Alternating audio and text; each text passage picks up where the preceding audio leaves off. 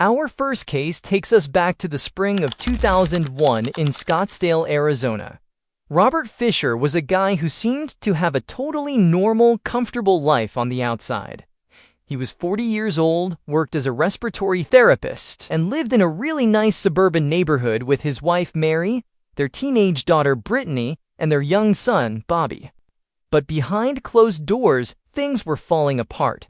People who knew the family said Robert had a highly controlling personality.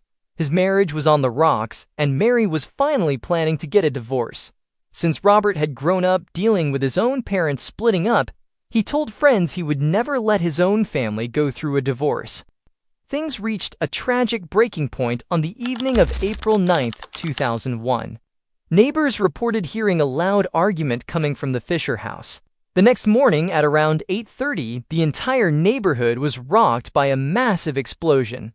The Fiser family home completely blew up, sending debris flying everywhere and starting a huge fire. When the local fire department and first responders finally managed to put the flames out and search the rubble, they found a heartbreaking scene. Mary and the two kids were inside, but investigators quickly realized they did not pass away from the fire. They had been the victims of a fatal incident before the explosion even happened. Investigators found out that someone had intentionally pulled the natural gas line from the back of the furnace, let the house fill up with gas overnight, and left a candle burning to trigger the blast. The only person missing from the house was Robert Fiser. His wife Mary had a Toyota 4Runner, and that vehicle was completely gone. The family dog, a blue heeler named Blue, was also missing. The police immediately named Robert as the main suspect and launched a massive manhunt. For 10 days, nobody had a single clue where he went. Then, on April 20th, a couple of campers stumbled across Mary's Toyota 4Runner deep in the Tonto National Forest, about 100 miles north of Scottsdale. The family dog was found waiting right outside the SUV. The police swarmed the forest. They found a hat belonging to the local sports team that Robert wore. But that was it. The Tonto National Forest has an insane amount of deep caves and rugged terrain. Robert was a huge outdoorsman and an experienced hunter. He knew how to survive in the wild. Law enforcement searched the cave systems for weeks, thinking he might have set up a camp or suffered a fatal accident out there. They used helicopters, tracking dogs, and heavy search teams, but they came completely empty-handed. Because of the severity of the crime, the FBI officially added Robert Fiser to their 10 most wanted list in June 2002. Over the years, they received thousands of tips. People claimed they saw him in Canada, Florida, and even overseas. The FBI released age-progressed photos showing what he might look like as an older man, but nothing ever panned out. Finally, in November 2021, the FBI actually removed Robert from the top 10 list. They did this not because he was caught, but because he no longer fit the specific criteria for the list, since they felt the immediate threat to the public had cooled down. However, they made it very clear that the search is not over. The case remains completely open and highly active today. Robert Fiser is still a wanted man, and his current location is a total mystery. Our second case is totally different, but just as wild. This one features a guy who looked like a California surfer dude, but pulled off a highly calculated heist. Jason Derek Brown was living large in the early 2000s. He drove expensive imported cars, owned luxury boats, and loved to go snowboarding. He acted like he was super wealthy, but the FBI later found out it was all a giant front.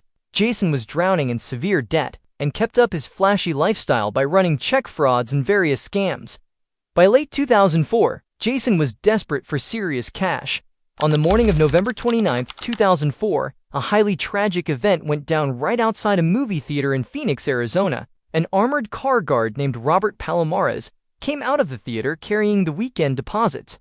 Jason, waiting nearby, confronted the guard in a fatal incident. Jason grabbed a bag containing $56,000 in cash and took off into a nearby alley. His escape plan was honestly pretty unique. Instead of having a getaway car idling right there, Jason hopped on a mountain bike he had hidden in the alley. He pedaled through narrow paths where cop cars could not easily follow him. He rode the bike to a secondary location, ditched it, and jumped into his own SUV. The police used security footage and witness statements to quickly identify Jason. They realized he was incredibly smart about staying off the grid. He fled Arizona and headed straight for California. The FBI tracked him to Orange County, where he actually lived for a little bit, blending right in with the local beach crowd. Then they tracked his movements to San Diego, and finally, all the way up to Portland, Oregon. In Portland, Jason made a very calculated move. He mailed a package to his brother in California, containing a bunch of his personal items, like his cell phone and golf clubs. This was a classic trick to throw off law enforcement. A month later, in January 2005, agents finally found his abandoned car sitting in the long-term parking lot at the Portland International Airport. At first, they thought he hopped on a flight out of the country, but after checking every single flight manifest, they realized he never boarded a plane. He just left the car there as a decoy to confuse the feds. Jason was officially added to the FBI Top 10 Most Wanted list in December 2007. One of the craziest details about this case is that Jason bears a massive physical resemblance to the Hollywood actor Sean Penn. Because of this, the FBI was constantly flooded with false tips from people who thought they saw the fugitive when they really just saw someone who looked like the famous actor. There was a highly credible sighting of him in Salt Lake City in 2008, where someone matching his exact description was spotted at a traffic light, but he vanished before police could get there. Just like Robert Fiser, the FBI ended up removing Jason Derek Brown from the top 10 list in 2022. They needed the spot for a different fugitive who posed a more immediate threat. But make no mistake, this case is still extremely active and totally ongoing today. The authorities believe Jason could be hiding in plain sight anywhere in the country, possibly living under a completely fake identity with the stolen money. Imagine pulling off one of the biggest financial schemes in global history and then just vanishing into thin air. That is exactly what happened with Ruja Ignatova, widely known across the internet as the Crypto Queen. Out of the hundreds of fugitives who have made the FBI Top 10 list, Ruja holds a crazy distinction. She is the only woman currently on the list, and one of only a handful in FBI history.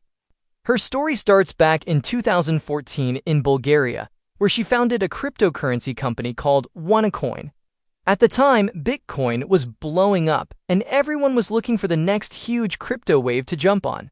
Ruja positioned OneCoin as the ultimate Bitcoin killer. She was incredibly smart and highly charismatic. She threw these massive, insanely lavish promotional events all over the world, from Dubai to the famous Wembley Arena in London. She would get up on stage wearing custom ball gowns and expensive diamond jewelry, hyping up crowds of thousands of people. She promised everyday people that if they bought into OneCoin early, they would become millionaires overnight. The insane part is that OneCoin was not even a real cryptocurrency. It did not have a public blockchain, and the coins could not be traded outside of their own private, heavily controlled website. The entire operation was just a massive multi-level marketing pyramid scheme. Over 3 years, Ruja and her partners brought in roughly $4 billion from investors, stretching across 175 different countries. People were emptying their life savings to buy in. As the billions rolled in, Ruja lived exactly like royalty. She funneled stolen funds through a massive web of offshore shell companies. Federal investigators later discovered she secretly bought a sprawling £13.5 million penthouse in the highly exclusive Kensington district of London. The place had a private swimming pool and was packed with expensive artwork, including real Andy Warhol paintings that she kept stuffed in cupboards. She also owned a massive luxury super yacht and a sprawling coastal mansion on the Black Sea in Sozopol. By 2017, the cracks started to show. Investors were trying to cash out their OneCoin, but the system kept locking them out or delaying the transfers. International regulators were starting to ask serious questions. In October 2017, organizers set up a massive OneCoin promoters meeting in Lisbon, Portugal. Ruja was supposed to be the keynote speaker. The organizers waited, the crowd waited, but Ruja never showed up. Federal investigators eventually pieced together her final known movements. On October 25, 2017, knowing the walls were rapidly closing in and a secret United States federal warrant had just been issued for her arrest, Ruja boarded an early morning commercial Ryanair flight. She flew from Sofia, Bulgaria, directly to Athens, Greece. After she stepped off that plane in Athens, she completely vanished off the grid. In 2019, things got even worse for her in her circle. Her younger brother, Konstantin Ignatov, who had taken over leadership of WannaCoin after she vanished, was arrested at the Los Angeles International Airport. He ended up cooperating with authorities and giving massive insights into how the fraud worked, but even he claimed he had absolutely no idea where his sister went. In 2022, the FBI officially placed Ruja on the 10 most wanted list. The search for her has been incredibly complex because she walked away with literally hundreds of millions, if not billions of dollars in stolen funds. Authorities believe she is likely using that massive wealth to fund a high-end fugitive lifestyle. There are heavy theories that she underwent extensive plastic surgery to alter her appearance, and that she travels exclusively using high-quality fake passports. However, there is a very dark twist to this investigation. Recently, highly credible reports from international journalists suggest Ruja might not even be alive. Bulgarian police documents reveal the theory that in late 2018, Ruja was murdered aboard a yacht in the Ionian Sea. The theory claims a highly notorious Bulgarian organized crime boss, who was originally protecting her, ordered the hit to cover up his own massive involvement in laundering the OneCoin money. The FBI has heard these theories, but they refuse to close the case. Special agents have publicly stated they are operating under the strict assumption that Ruja is still alive until they see hard physical proof otherwise. Even with a recently increased $5 million reward currently sitting on her head, Ruja Ignatova remains officially at large, and the global hunt for the missing crypto queen is highly active today. Our next fugitive is wanted for something much more aggressive and highly organized. Yulan Karyas, who is widely known by his street alias, Porky, is considered the absolute highest-ranking leader of the MS-13 organization for the entire country of Honduras. Sometimes he also operates under the fake name Alexander Mendoza. This guy did not just run a local street crew. He was the central figure directing the massive flow of narcotics, managing enormous cash smuggling networks, and ordering highly violent operations across multiple international borders, including directing illegal activities right inside the United States. He was a massive target for both Honduran and American authorities for years. Back in 2015, Honduran law enforcement actually managed to capture him. He was tried, convicted, and locked up inside the Tamarack National Penitentiary. This specific prison was notorious for having severe security lapses, which would eventually play a huge role in his escape. He was serving a multi-decade sentence for illicit association and conspiracy. At the exact same time, federal prosecutors in the Southern District of New York were quietly building a massive federal indictment against him, preparing to charge him with international racketeering, importing multi-ton shipments of cocaine into American cities, and severe weapons violations. But Yulan had absolutely no intention of spending the rest of his life in a prison cell, and his organization had the money and the power flow to get him out. On February 13, 2020, he was scheduled for a standard legal hearing at a local courthouse in the city of El Progreso, Honduras. Because he was a high-value target, local authorities transported him from the penitentiary to the courthouse, but they did so with barely any security guards and without giving prior notice to military police. What happened next looked like a scene straight out of a tactical action movie. Just as Yulan was arriving at the courthouse building, a highly coordinated hit team ambushed the entire location. Roughly 20 heavily armed men stormed the area. They were not wearing regular street clothes. The attackers were completely disguised in fake Honduran military uniforms and replicate tactical gear used by the local anti-gang police units. They completely overwhelmed the actual government security forces. A massive chaotic firefight broke out right in the middle of the street and inside the courthouse hallways. Tragically, 4 Honduran officers were caught in the intense crossfire and lost their lives while actively defending the building. In the pure chaos of the shootout, the fake officers managed to extract Yulan from police custody. Surveillance footage actually shows him carrying an assault rifle as he walked right out of the building. They threw him into a waiting getaway vehicle and sped off. Following his unbelievable escape, the fugitive completely disappeared into the surrounding region. The United States government immediately stepped in and elevated his status significantly. On November 3, 2021, the FBI officially added him to the 10 most wanted list. Federal agents believe he is incredibly dangerous and still heavily armed. The current working theory is that he is hiding deep inside Honduras, likely being shielded by a massive network of corrupt officials and heavily armed gang members. However, because he controls vast illegal smuggling routes, authorities acknowledge he could easily slip back and forth across international borders. The United States Department of State recently doubled down on finding this guy. According to an official update in June 2026, they increased the reward offer to a massive $10 million for any information leading directly to his capture. This is actually part of a larger $15 million reward package targeting the entire top leadership of MS-13. The hunt for Porky is fully active and ongoing today, with international task forces constantly searching for any trace of the fugitive gangster. Moving on to our fifth case, we have a guy who pulled off what was, at the time, the absolute largest cash heist in United States history, known in federal and media circles as the White Eagle robbery. His name is Victor Manuel Garina, and his story is wild because it mixes a massive inside job with international politics. To understand how he successfully got away with over $7 million in pure cash, we have to look back to September of 1983, in the city of West Hartford, Connecticut. Victor was a 25-year-old guy working as an armored car security guard for the Wells Fargo company. To his coworkers, he just seemed like a normal, quiet young man trying to make a living. But behind the scenes, Victor had secretly been recruited by a militant Puerto Rican separatist group known as Los Macheteros.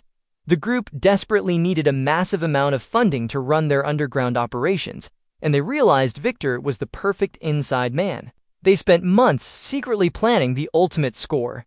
The plan officially went into motion on the evening of September 12, 1983.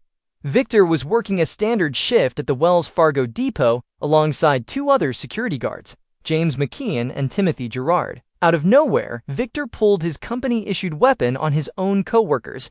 He forced them down, completely disarmed them, and tied them up securely. To make sure they would not try anything heroic, Victor actually injected both men with an unknown liquid. He told them it was a highly toxic substance that would take their lives if they tried to move or stay awake. In reality, federal investigators later figured out the injection was just a completely harmless mixture of aspirin and water, but the intense psychological trick worked perfectly. With his coworkers tied up and terrified, Victor had complete access to the vault. He loaded roughly $7 million in untraceable cash into the trunk of a rented Buick Skylark that he had parked right outside the depot. He drove to a nearby motel, where he met up with other members of his crew. They quickly transferred all the heavy bags of cash into a large U-Haul moving truck and completely vanished into the night. The FBI immediately launched a massive nationwide manhunt, but the organization backing Victor was incredibly coordinated. The group managed to successfully smuggle the massive pile of cash all the way down to Mexico, reportedly hiding the money inside the walls of a recreational vehicle. From Mexico, the money and Victor were flown directly into Cuba. Because the United States and Cuba had absolutely no diplomatic relations or extradition treaties, the island offered the ultimate safe haven for a fugitive on the run. The federal government was absolutely furious about the massive heist. In May of 1984, the FBI officially added Victor Garina to the 10 most wanted list, and this is where Victor actually broke a major historical record. He managed to stay on the list longer than any other fugitive in the entire history of the Federal Bureau of Investigation. He sat on that list for over 32 years. It was not until December of 2016 that the FBI finally removed his name from the top 10 list. Just like with a few of our earlier cases, they did not remove him because he was caught. They simply needed his spot for a more immediate threat. However, the authorities have made it incredibly clear that the search is absolutely not over. Federal prosecutors in Connecticut still have active warrants out for his arrest on federal charges of armed robbery and unlawful flight to avoid prosecution. The FBI is still actively offering a massive reward of up to $1 million for any information leading to his capture. Authorities widely believe that Victor Gerena is currently living a completely free and quiet life somewhere in Cuba, making this a highly active and ongoing case more than 4 decades after the original heist. For our final case, we have a story that sounds like a crazy urban legend, but it is entirely true. This is the wild case of Donald Eugene Webb. Out of everyone we have talked about today, Donald pulled off the longest and most insane game of hide-and-seek in American law enforcement history. To understand how he vanished for nearly 4 decades, we need to go back to December 4th, 1980, in a quiet little town called Saxonburg, Pennsylvania. Donald Webb was a 49-year-old career criminal and a highly skilled jewel thief who ran with organized crime circles in the New England area. He was also a total master of using fake identities. On that cold December afternoon, a 31-year-old local police chief named Gregory Adams made a routine traffic stop. He pulled over a white Mercury Cougar that was rented under one of Donald's many fake names. Nobody knows exactly what was said during the stop, but it escalated rapidly into a massive physical altercation. It was an incredibly brutal fight. Tragically, Chief Adams was severely assaulted and lost his life in a fatal incident right there on the side of the road. But during the intense struggle, the young police chief fought back hard. He managed to severely break Donald's leg and badly tear his lower lip. Even with a completely shattered leg and bleeding heavily from his facial injuries, Donald somehow managed to get back into his car and sped off. When backup finally arrived, they found a significant amount of blood at the scene that did not belong to the police chief. Since modern DNA testing did not exist back then, forensic teams tested the sample and found it was type O blood, which perfectly matched Donald Webb along with a hat he had left behind in the chaos. A few weeks later, investigators found a white Mercury Cougar abandoned in the parking lot of a Howard Johnson motel in Warwick, Rhode Island. The inside of the vehicle was completely covered in blood, but Donald was completely gone. The FBI officially added Donald to the 10 most wanted list in 1981. They launched a massive nationwide hunt, naturally assuming a guy with a severely broken leg and bad facial injuries could not hide forever without medical help. But years turned into decades. The FBI received tips from all over the country, but the trail was completely frozen. In 2007, after sitting on the list for 26 years, the FBI finally removed his name. They strongly suspected he had passed away due to his age and injuries, but they had absolutely zero physical proof. The crazy resolution to this case did not happen until July of 2017, which was 37 years after the original incident. A dedicated FBI cold case task force decided to put intense pressure on Donald's widow, Lillian Webb. She was living in a quiet suburban house in North Dartmouth, Massachusetts. Investigators secured a search warrant for her property, and what they found inside completely blew their minds. Tucked away, hidden behind a fake wall and a heavy cabinet, they discovered a secret room. It was basically the size of a shower stall, equipped with a walking cane and some basic survival supplies. Realizing the feds were never going away, Lillian finally cut a deal. In exchange for total legal immunity, she confessed to the entire cover-up. She admitted that back in 1980, Donald showed up at her door suffering heavily from the shattered leg and severe facial injuries. Because he was permanently disfigured and crippled, going to a real hospital was out of the question. Instead, she personally nursed him back to health. She kept him completely hidden inside that house for 17 straight years. He literally never stepped foot outside and walked with a cane for the rest of his life. In 1999, Donald suffered a fatal stroke and passed away inside the home. To keep the secret safe, Lillian dragged his body out into the backyard and buried him in a shallow grave right behind the garden. Following her confession, the FBI brought in heavy equipment and dug up the backyard. They recovered human remains, and this time, using modern DNA testing, they officially confirmed it was Donald Eugene Webb. He was technically never caught alive by law enforcement, which means he successfully evaded the FBI for his entire natural life.